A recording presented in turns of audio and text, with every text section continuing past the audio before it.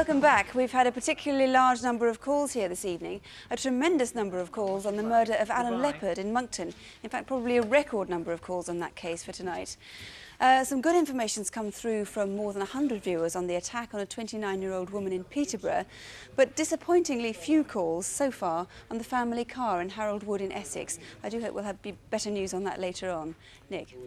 Indeed, let's look first at the extraordinary events in the village of Monkton in Kent. It was on the night of Easter Monday. A swanky American car was seen cruising round the district, and twice at least it stopped outside Alan Leppard's home. When Alan answered a knock on his door, he was shot, and he died soon afterwards. Now, as Sue said, you've had an enormous volume of calls on this. We're approaching somewhere in the region of 400 calls now. Very encouraging, some of the leads that we've been given. What sort of leads have you got? We've got lots of sightings of white American saloon cars like Cadillacs, etc. We shall follow those up. Lots of suggestions as to the E-fit, the light-haired man especially, and some about the other one. OK, well now the other man you referred to, we're not sure whether he was involved or whether we just need to eliminate him. He was seen in the pub a couple of doors down a couple of weeks earlier. Yes. And of course the other thing you wanted to eliminate was a white American car seen in the nearby village of Minster outside the pub at about 11 o'clock that evening. Just about 10 past 11.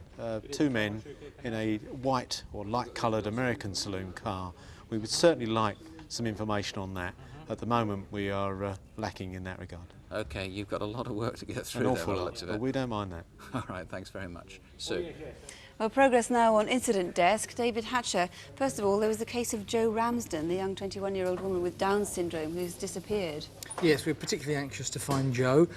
We've had 16 calls giving possible sightings from Scotland down to the south coast, but surprisingly a lot of them are from Scotland, and that's made the officers a good deal more optimistic than they were at the beginning of the programme, because there are earlier connections that might have pointed in that direction.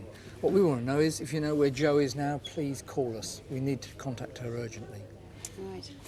You needed more witnesses to come forward on a man who's been committing violent sexual attacks. At least 3 have taken place in the Clifton area of Bristol in the last few weeks. Yes, Sue, we showed you this photo fit of him. Well, we've had 4 possible suggestions for who he might be.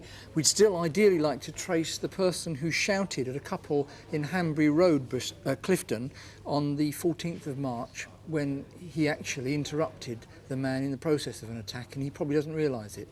If he's watching still, please contact us. We need to talk to you urgently too.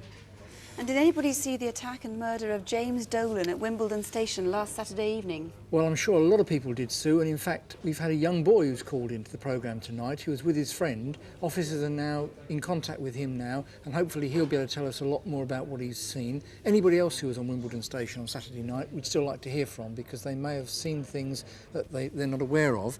We've had several suggestions about that cab we were looking for. Remember, we think the taxi driver may have witnessed the event. The registration number we think we know part of, and the incident room have had a suggested name for a suspect in this particular case as well. David, thank you very much. Well, now the hijack in Essex. A family who'd stopped to help out in an accident were forced out of their car at gunpoint by 3 men who were escaping from an armed robbery. Now, although you've had a lot of calls in general here tonight, this one's been really disappointing. Very much so. We've had 3 calls to the studio and about 15 calls to the office, our incident room. So I'm disappointed. What sort of calls have you had? They're witnesses who actually saw what happened on day, which is good, but they're nothing more than we don't know already. And obviously people who may have seen the vehicles put down before the robbery. Now, your best bet, presumably, is somebody who has seen someone who's had a head injury sometime after this took place. Now, this is the middle of March, 15th of March. That's right. And when he rolled the car, he sustained a head injury, bleeding a lot, could have been a minor wound, might have sought medical attention. That's right. I'm hoping it was quite a heavy wound, so that he would need medical attention either by a nurse or a friend. So I'm appealing to anyone who actually knows someone who had an injury around that time. Security Corps have put up quite a substantial reward on this one. Other people might have noticed someone who, after the 15th of March, had a head injury which wasn't there before. That's right. And could have been in the Harold Wood area of Essex. If you still can help on this, the lines are still open. Please keep ringing. Sue. And also earlier this evening, we asked for your help to trace the man who attacked a 29-year-old woman in Peterborough. She'd spoken to him only briefly 2 months before it happened.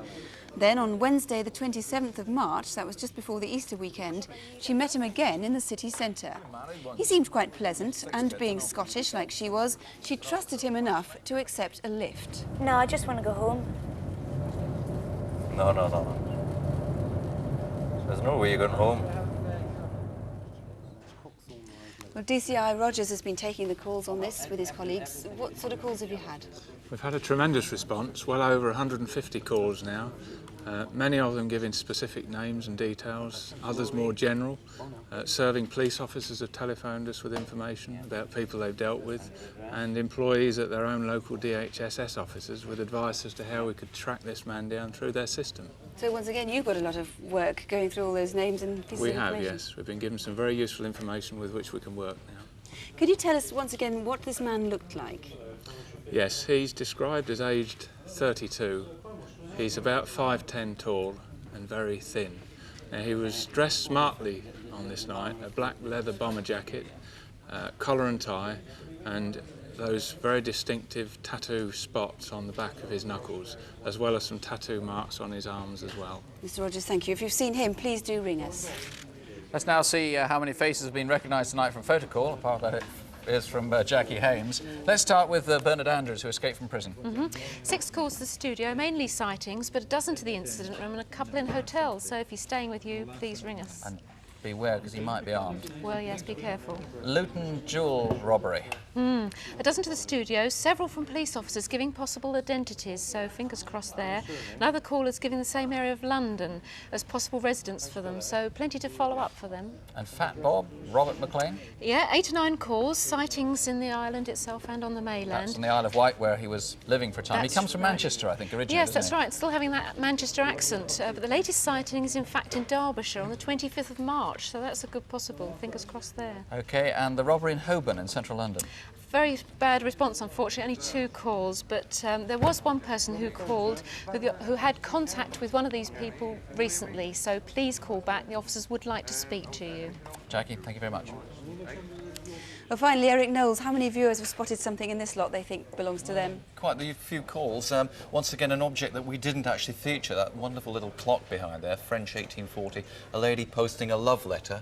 As you can see, she's turning over a new leaf. But a lot of calls about the pipes, suggesting a pipe museum down in Sussex. I don't want to pour any cold water on that idea, but it does look like a private collection to me. The Vestas, again, several calls suggesting it may be a collection stolen in London last year. But alas, the gentleman from Aberdeenshire is going to be disappointed who thinks the chair's his. It doesn't exhibit any of the damage that he told us about, so this one's perfect, alas, so... Bad luck viewer in Aberdeenshire. Sorry. Eric, thank you. That's it for now. Don't forget the phones are still going for about 25 minutes here in the studio. Thank you if you've called to help so far. There'll be more numbers in just a moment. We'll be back in a month from now. But meantime, of course, don't have nightmares. Do please sleep well. Good night.